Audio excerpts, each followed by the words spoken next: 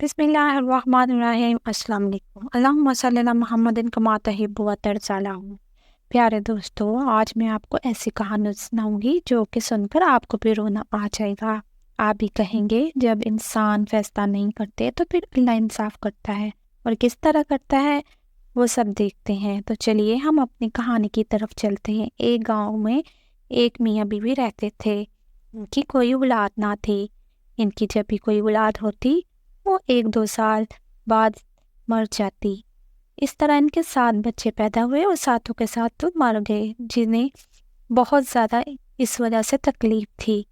وہ بہت دعائیں کرتے اور اتنا کہ رو رو کر اللہ کے سجدے سے نہ اٹھتے، اور اس کے ہاں ایک بیٹی پیدا ہوئی۔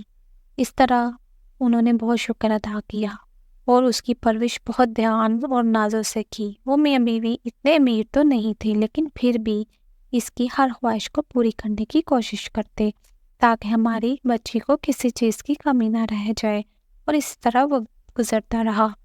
انہوں نے بہت مشکل وقت گزارا، لیکن اپنی بچی کو پیار محبت سے وہ پالتی رہے۔ آخر اس نے میٹرک پاس کر لیا اور نزدیکی ایک کالج میں اس کو ایڈمیشن دلا دیا۔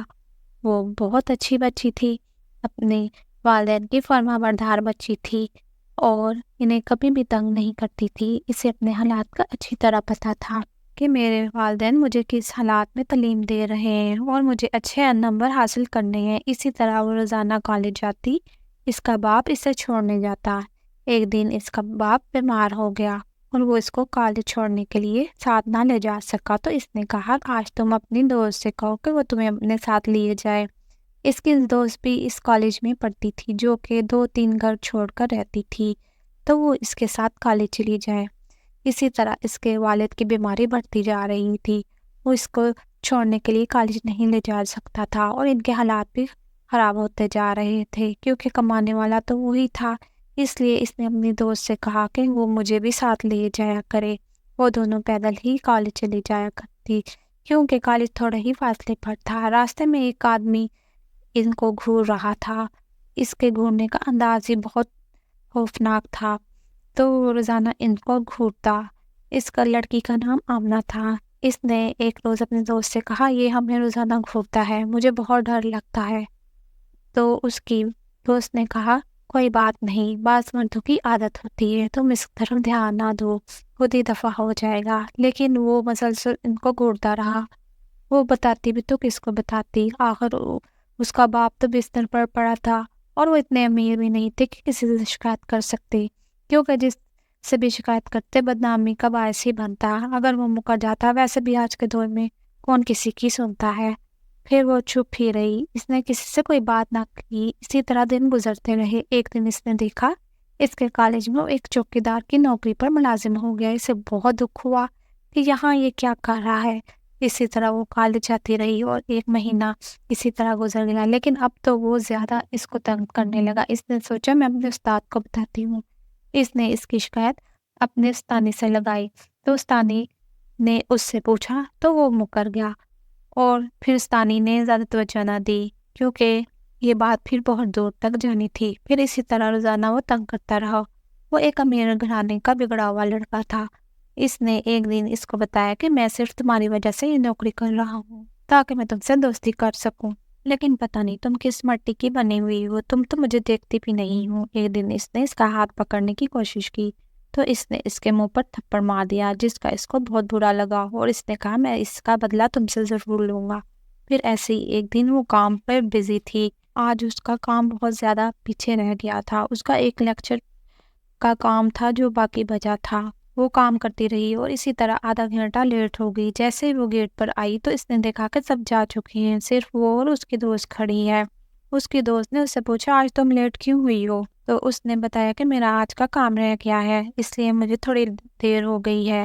اس نے کہا مجھے پیاس بہت لگی ہے، تم 1 منٹ یہاں ٹھہرو، میں ابھی پانی پی کر آتی ہوں، تم یہاں اب گیٹ پر ہی رہنا۔ اور پھر وہ پانی پینے کے لیے اندر چلی گئی، اور جیسے ہی وہ اندر گئی اس کے وہم و گمان میں بھی نہیں تھا کہ چوکیدار لڑکا جو کہ اس کے پیچھے پیچھے آ رہا تھا۔ سب کلاسز خالی ہو چکی تھی، وہ اس کے پیچھے پیچھے ہی آ رہا تھا۔ اس نے اس کا ہاتھ پکڑا اور ایک کلاس کے اندر لے گیا۔ وہ چیختی رہ گئی، لیکن کسی نے اس کی ایک چیخ بھی نہ سنی۔ اس نے زور زور سے شور مچایا، لیکن پورا کالج تو خالی ہو چکا تھا۔ کوئی اس کی چیخوں کی آواز سنتا تو آتا۔ اس نے زور زور سے شور مچایا کہ مجھے بچاؤ، لیکن اس کے منہ پر ہاتھ رکھ لیا اور اسی طرح چیختی رہی اور آخر اس کی چیخ بند ہو گئی۔ اس کے ساتھ وہ زیادتی کرتا رہا اور چیختی رہی۔ اس نے کہا، میں تمہیں کہا تھا نا کہ میرے ساتھ دوستی کر لو، لیکن تم نے نہیں کی۔ اب دیکھو تمہارے ساتھ کیا ہوتا ہے۔ تم نے جس کو بلانا چاہتی ہو بلا لو، مجھے کسی کا ڈر نہیں۔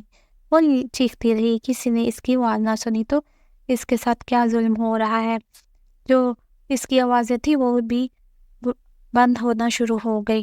وہ زیادہ چیختی تو وہ اس کے منہ پر ایک دو تھپڑ مار دیتا تاکہ اس کی آواز بند ہو جائے۔ وہ پھر چیختی۔ آخر اسے اتنا غصہ آیا کہ اس کے پاس پسٹل تھی۔ وہ اس کی پسٹل اس کے پسلیوں میں ماری، جس سے اس کی 2 پسلیاں ٹوٹ گئی۔ وہ درد سے کہرا رہی تھی اور پھر ذرا بھی ہمت نہیں تھی کہ چیختی، کیونکہ اس کی ایک پسلی ٹوٹ چکی تھی اور سر پر بھی اس نے 2-3 پسٹل مارے، جس سے وہاں سے خون نکلنا شروع ہو گیا اور وہ بس اب اس کی آواز بھی بند ہو گئی اور وہ اسی حالت میں اس کو چھوڑ کر وہاں سے غائب ہو گیا۔ اس کی دوست باہر انتظار کر رہی تھی۔ کافی دیر ہو گئی۔ جب آدھا گھنٹہ گزر گیا وہ نہ آئی تو اسے فکر ہونے لگی۔ وہ اندر جا کر آوازیں دینے لگی، لیکن آمنہ اسے کہیں نظر نہ آئی۔ اس نے زور زور سے آوازیں لگائی، آمنہ کہاں ہو، لیکن اسے کہیں بھی وہ نہ مل رہی تھی۔ اس نے پورا کالج چھان مارا، آخر اسے ایک طرف سے ہلکی ہلکی سسکیوں کی آواز آئی۔ وہ وہاں جا کر دیکھا تو وہ آمنہ تھی۔ اس کے حالت دیکھ کر اس کی چیخ نکل گئی۔ اس کا برا حال تھا اور وہ ایسے ہی زمین پر بکھری پڑی تھی۔ اس کے بال بکھرے تھے، سر سے خون بہہ رہا تھا اور درد سے کہکھا رہی تھی۔ یہ دیکھ کر تو اس کے ہوش اڑ گئے۔ وہ جلدی سے نیچے بھاگی اور کسی کو بلا کر رہے۔ وہاں ایک 2 اسٹوڈنٹ تھے، اسے نظر آئے۔ اس نے انہی کو بلایا، اس سے سارا واقعہ بتایا۔ اس طرح وہ اوپر آئے اور سب نے مل کر اس کو اٹھایا اور انہوں نے ایمبولینس منگائی۔ اس کو اس میں ڈال کر ڈاکٹر کے پاس بھیجا۔ اس کی بات کی خبر جب اس کے والدین کو ملی، والد تو پہلے ہی بہت زیادہ بیمار تھا۔ اس کی والدہ کا رو رو کر برا حال ہو گیا کہ اس کی اکلوتی بیٹی کے ساتھ کیا ہو گیا ہے اور کس نے اس کے ساتھ ایسا کیا ہے۔ وہ کالج میں بھی سب لوگوں کو پتہ چل چکا تھا اور وہاں پرنسپل اپنی بدنامی کے ڈر سے کوئی بھی ایکشن لینے کو تیار نہ تھی۔ پھر کالج کے سب بچوں نے مل کر ہنگامہ کھڑا کر دیا۔ ادھر اس کے ہسپتال میں ہلچل مچ گئی مگر وہ بچی زخموں میں بہت زیادہ درد کی وجہ سے کہرا رہی۔ جب بچی کو ہسپتال لے جایا گیا تو اس کی ماں بھی اس کے ساتھ تھی اور وہ بار بار ڈاکٹر سے پوچھ رہی تھی کہ ڈاکٹر اسے جلدی سے چیک کریں اور میری بچی کو بچا لیں، ایک دفعہ اس کو دیکھ لیں، لیکن ڈاکٹر اس کی ایک بھی آواز کو نہیں سن رہی تھی۔ وہ بار بار یہی کہہ رہی تھی کہ یہ پولیس کیس ہے، جب تک پولیس نہیں آئے گی ہم اس کو چیک نہیں کر سکتے۔ ادھر اس بچی کی حالت بہت زیادہ خراب ہو چکی تھی اور وہ تڑپ رہی تھی۔ وہ رو رو کر اس کا برا حال تھا۔ اس کی ماں نے اس کے قدموں میں گر گئی اور کہا کہ پلیز اس کو چیک کر لیں، لیکن وہ اس کی بات نہیں سن رہے تھے۔ اس کے کپڑے بھی بہت گندے اور غریب تھے۔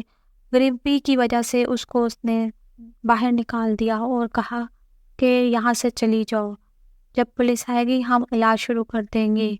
اور پھر اس کی حالت اس سے دیکھی نہیں جا رہی تھی۔ اس کی ماں کا کلیجہ باہر کو آ رہا تھا، وہ مسلسل روئے جا رہی تھی اور تڑپ رہی تھی۔ ڈاکٹر کے آگے ہاتھ جوڑ رہی تھی، کبھی کہتی میری بچی کو بچا لو، میرا اس کے علاوہ کوئی نہیں ہے، ہمارے اس بچی کے سوا کوئی نہیں ہے، پہلے سارے بچے وفات پا چکے ہیں، بس یہی ایک بچی ہے، خدا کے لیے کوئی فریاد سن لے۔ پاس بہت سی نرسیں تھیں، انہیں بھی اس پر ترس آ رہا تھا مگر کوئی بھی پوچھنے والا نہ تھا۔ پھر اس سے بچی سے پوچھا گیا تو اس نے یہی بتایا کہ اس کے چوکیدار نے ایسا ظلم کیا ہے اور اس کی آواز بھی نہیں نکل رہی تھی۔ اس نے ٹوٹے ہوئے لفظوں کے ساتھ کہا، لیکن ڈاکٹر تھی کہ اسے چیک کرنے کا نام نہیں لے رہی تھی۔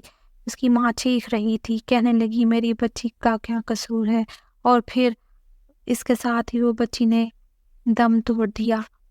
اس پر اس کی والدہ نے اس ڈاکٹر کا گریبان پکڑ لیا اور چیخ چیخ کر کہنے لگی میری بچی کا کیا قصور تھا، تم نے اس کے ساتھ ایسا کیوں کیا؟ لیکن پھر کوئی جواب نہیں دے رہی تھی۔ پھر اس نے دعا کی اللہ کے آگے کہ اللہ یہ تو سب دیکھ رہا ہے، اس کا انصاف تو ہی کر۔ اور پھر وہ کالج پہنچی اور وہاں جا کر اللہ کے حضور جھولیاں پھیلا پھیلا کر دعائیں دینے لگی کہ اللہ تجھے سور بنا دے، تو نے میری بچی کے ساتھ ظلم کیا ہے، تم نے میرے بچی کے ساتھ ظلم کیا ہے۔ اس چوکیدار بار بار مکر رہا تھا کہ یہ میں نے نہیں کیا، لیکن پھر ایک دم سے ہوائیں چلنے لگی اور ایک دم سے اس کی شکل بدلنے لگی اور وہ اس کی شکل سور میں چینج ہو گئی اور وہ سور کی شکل میں آ گیا۔ یہ دیکھ کر سب لوگ ڈر گئے۔